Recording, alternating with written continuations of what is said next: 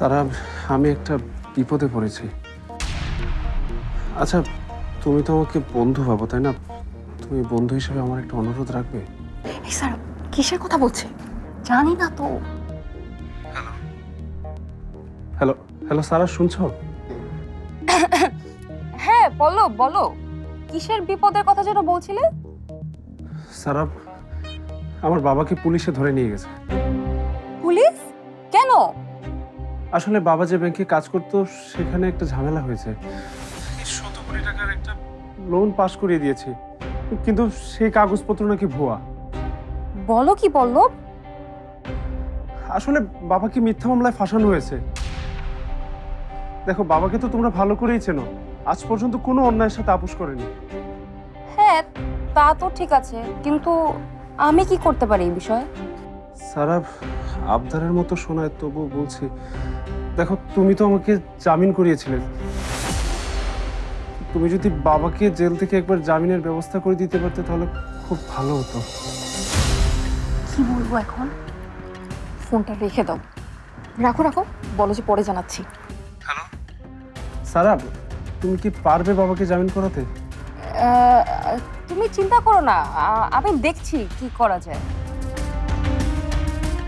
Thank you সারা।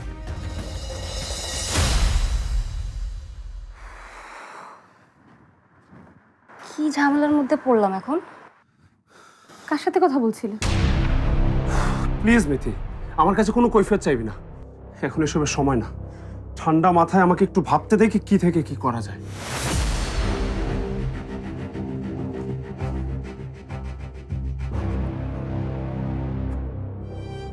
রিয়াকে বিয়ে করতে তো সমস্যাটা কোথায়?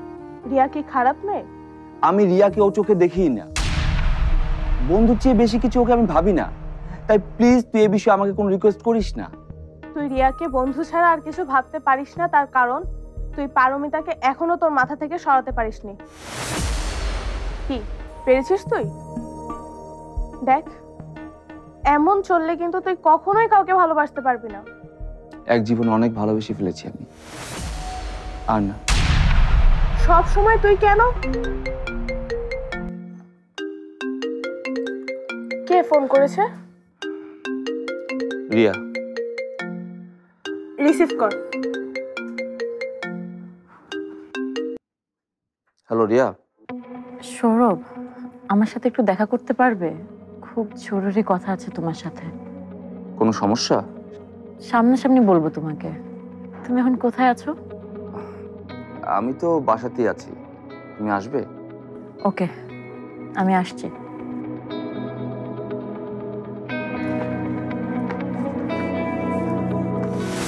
আফসানা, আফসানা, আফসানা, আফসানা, আফসানা, আপনি? আফসানা কোথায়? চিন্তা করবেন না, আফসানা ওর ঘরে নিরাপদেই আছে। ও, তাহলে পারমিতা কি আমার সাথে তামাশা করছে? না না, পারমিতাকে আমি বলেছি আপনাকে যেন এখানে আসতে বলে। তা এত নাটক করার কি কারণ? কারণ আছে। তো শুনি কি কারণ? কখনো কখনো সময় এত বিষিয়ে উঠতে পারে যে ফুলের গন্ধ শুকতে গেলেও সতর্কতা অবলম্বন করতে হয়। বলা তো যায় না, হয়তো ফুলের মধ্যে বিষাক্ত পোকাও লুকিয়ে থাকতে পারে। বিষ ঢেলে দেবে বলে। এত না পেঁচিয়ে সোজাসুজি বলুন, আবার কি চান আপনি আমার কাছে? না না, আমার মিশন তো এখনো শেষ হয়নি উসমান সাহেব, তাই আপনার টাস্কও শেষ হয়নি, আপনাকে তাই আসতেই হতো। শুনুন, অনেক হয়েছে এই পাপেট হয়ে থাকা, আর না। আপনি আমাকে দিয়ে আর কিছুই করাতে পারবেন না। আপনি কি ভুলে গেছেন, আমার মিশনের কোনো ক্ষতি হলে আপনি ব্যাক টু দ্য প্যাভিলিয়ন, মানে আপনাকে আবার জেলেও ফেরত যেতে হতে পারে।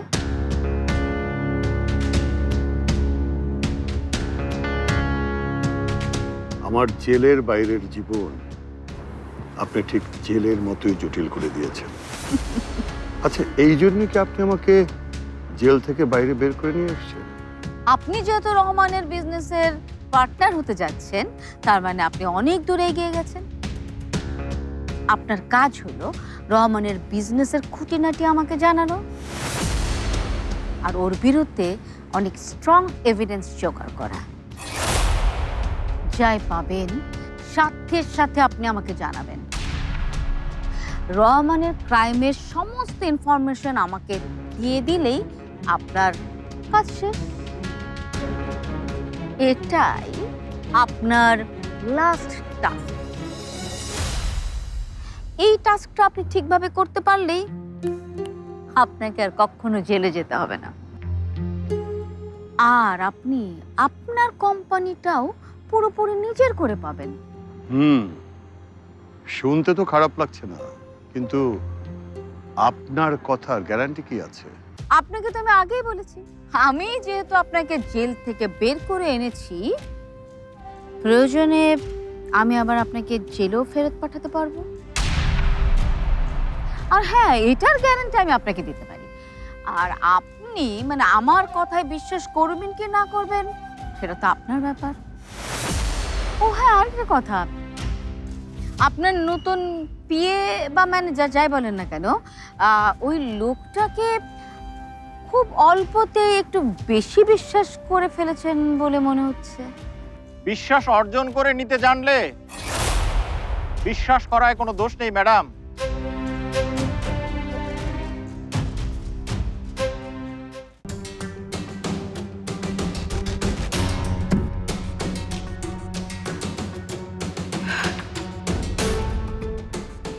মাতাব শাহরিয়ার, তোমার খেলা শেষ।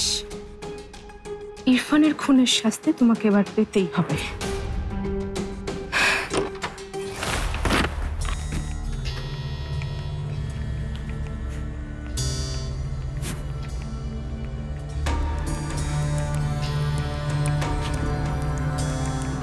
ভাইয়া,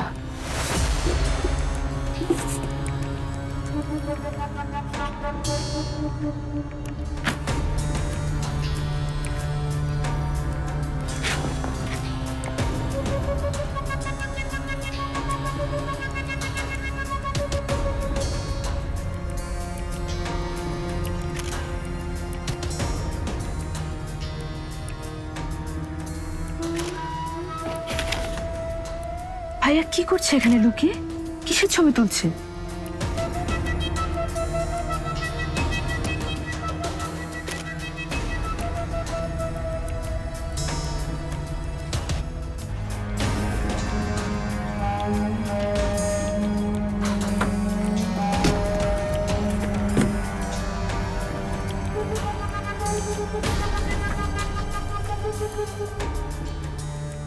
আমাকে অপদার্থ মনে করে আর কোনো সুযোগ আপনি পাবেন না, কারণ আপনার সকল ক্লায়েন্ট ইনফরমেশন এখন আমার কাছে। রহমান আঙ্কেল ঠিকই বলেছে, আমাকে দায়িত্ব বুঝে নিয়ে আপনার উপর থেকে সব চাপ কমাতে হবে। আমি তাই করছি। এখন থেকে আমি সব সামলাবো রহমান আঙ্কেলের সাহায্য নিয়ে, কারণ আপনি তো আমাকে অপদার্থ মনে করেছেন, আর আপনার কাছ থেকে যে আমি কোনো হেল্প পাবো না সেটা আমি বুঝে গেছি। সরি বাবা, আপনার কারণে এই কাজ করতে আমি বাধ্য হলাম। কি হলো? কে কে ওখানে?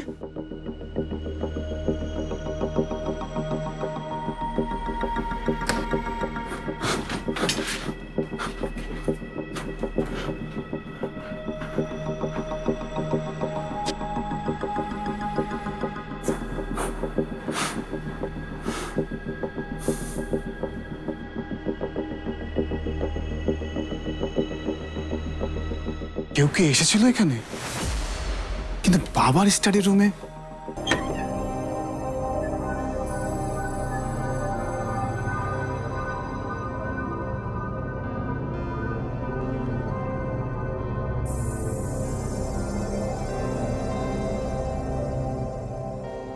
রিয়া, মামনি শরীর খারাপ করেছে? ঘুমিয়ে পড়লো নাকি? Riya,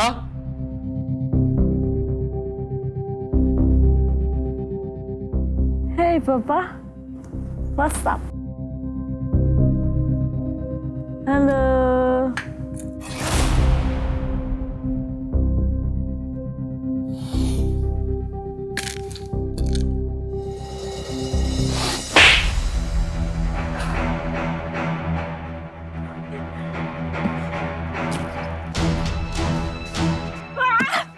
Stop it! Stop it! কোথায় গিয়েছিলে তুমি? পানি খেতে। তুমি এখনো ঘুমাওনি? লাইট জ্বালিয়েছো কেন? ঘুমিয়ে পড়ো। এইটা দেখানোর জন্যই লাইট জ্বালিয়েছি। ঘরে পানি থাকতে তুমি নিশ্চয়ই বাইরে যাওনি পানি খেতে। সত্যি করে বলো তো, কোথায় গিয়েছিলে? নিজের যোগ্যতা প্রমাণের মিশনে নেমেছি আমি। সেটা করতে গিয়েছিলাম। মানে বুঝলাম না, এত রাতে কিসের যোগ্যতা প্রমাণ করতে গিয়েছিলে? তুমি ঠিকই বলেছিলে, বাবা আমাকে অযোগ্য মনে করে। আগেও মনে করতো, এখনো করে। আমার সাথে এতদিন অন্যায় হয়ে এসেছে, অনেক অনেক অনেক বেশি অন্যায়। অসুস্থ অবস্থায় অবহেলা করেছে, সেটা মানা যায়, কিন্তু সুস্থ অবস্থায় অবহেলা, সেটা তো মানা যায় না। আর এমন তো না যে আমি কাজ পারি না, অন্য সবার চেয়ে আমি ভালো কাজ পারি। এত কাজ জানা সত্ত্বেও, পারার সত্ত্বেও বাবার মন জয় করতে পারিনি। অথচ ইরফান বাবার বিরুদ্ধে এত কথা বলার পরেও বাবার প্রিয় পাত্র হয়েছিল। মাঝে মাঝে তো মনে হয় ইরফানই বাবা মার একমাত্র সন্তান, আর আমি তাদের কেউ না। যাক, দেরিতে হলেও তুমি যে বুঝতে পেরেছো, এটাই অনেক। এই পরিবারে গুরুত্বহীন হয়ে থাকার দিন শেষ আমাদের মৃত্যু। এখন থেকে আমি আমার কথা ভাববো, আমার ক্যারিয়ারের কথা ভাববো, তোমার কথা ভাববো। উপরে ওঠার জন্য যা যা করা দরকার সবই করব। কি করবে তুমি আরমান? করবো না, করছি। আমি আমার জায়গা বুঝে নেওয়ার কাজ শুরু করে দিয়েছি। শুরু করে দিয়েছো? কই, আমাকে তো কিছু বললে না। কি করতে চাচ্ছ তুমি? বাবার তো বয়স হয়েছে, বাবার কাছে তো এখন আমাকে বুঝে নিতে হবে, তাই না? এবার সত্যিই তোমাকে স্মার্ট মনে হচ্ছে। তুমি খুশি হওনি? আমার এত দিনের স্বপ্ন পূরণ হতে চলেছে আরমান, আর আমি খুশি হব না? খুশি হয়েছি, অনেক খুশি হয়েছি। এভাবেই তুমি এগিয়ে যাও, আমি সব সময় তোমার পাশে আছি।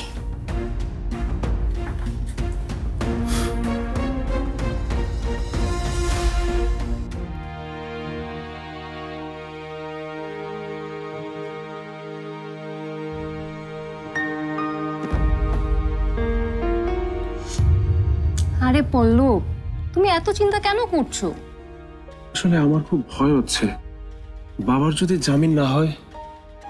হবে হবে, তোমাকে তো বললাম হবে। সাকিবের মামার অনেক বড় লেভেলে হাত আছে, আমি শিওর উনি কিছু না কিছু তো একটা ম্যানেজ করেই ফেলবে। ম্যানেজ করতে পারলে তো বেঁচে যাই, আর না হলে কি হবে আমি না ভাবতেও পারছি না। ভাববার দরকার নেই তো। শোনো পল্লব, বিপদ নিয়ে বারবার দুশ্চিন্তা করলে বিপদ তো আর কমে যাবে না। সো একটু চিল করো, আর একটু হলেও তো হাসো প্লিজ। কি যে বলো না সারা, এই অবস্থায় কি আর হাসি আসে? বাবার জন্য না খুব খারাপ লাগছে জানো। এই অপমানটা ওই লোকের পাওনা ছিল না, আর ছেলে হিসেবে নিজেকে বড় অপদার্থ লাগছে। প্লিজ পল্লব, তুমি ভেঙে পড়ো না। আমি তো আছি তোমার সঙ্গে, সব সময় আছি, আছি না?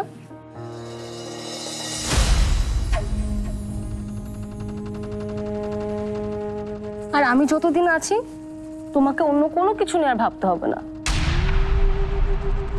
তুমি শুধু আমার মধ্যেই ডুবে থাকবে, ঠিক আগে যেমনটা ছিলে তেমনই।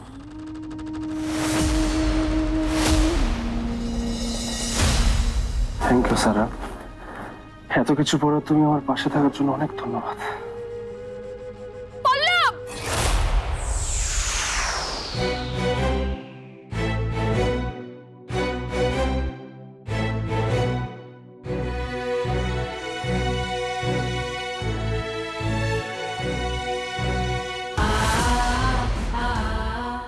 কি হচ্ছে এখানে? কি করছো তুমি এই মেয়ের সাথে? এত রাতে তুমি এখানে কেন? পল্লব, বিশ্বাস হয় না, বিশ্বাস হয় না আমার, তুমি এত নিচে নামতে পারো? হ্যাঁ, ফাঁকা ফ্ল্যাটে এই ডাইনিটার সাথে রাতের বেলায়? ছি ছি ছি ছি ছি ছি ছি, এ আমি কি দেখছি? আমি নিজের চোখকে বিশ্বাস করতে পারছি না। মিথি, মিথি ভুল বুঝছিস তুই আমাকে। আমি তো এখানে, আমি নিজের চোখে দেখেছি তোমরা এখানে কি করছিলে। তারপর আবার অজুহাত দিচ্ছ? হ্যাঁ, লজ্জায় আমার মাটিতে মিশে যেতে ইচ্ছে করছে। তুমি যা দেখেছো ভুল দেখেছো। আমি তো পল্লবকে। একদম চুপ, কোনো কথা বলবে না তুমি। নষ্ট মেয়ে কোথাকার, ক্যারেক্টারলেস। আমার স্বামীকে ডেকে এনে এখানে মজা করা হচ্ছে। হ্যাঁ, বুঝে শুনে কথা বলো, না হলে কিন্তু। না হলে কি? না হলে কি? হ্যাঁ, কি করে তুমি? মিথি মিথি মিথি প্লিজ, আমি বলছি, ওর কথা শোন। ছাড়ো, ওই হাত দিয়ে তুমি আমাকে ধরবে না। মিথি, মিথি বোঝার চেষ্টা কর, তুই যা ভাবছিস তা না। আমি এখানে এসেছি বাবার জন্য। গাধা পেয়েছো আমাকে? আমি কিছু বুঝি না?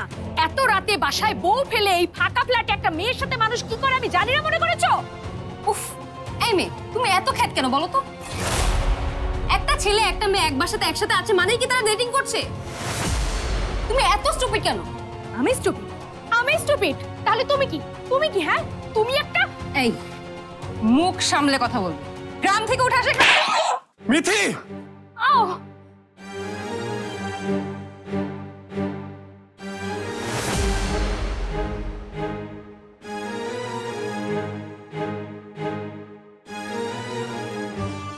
এটা কি হলো পল্লব?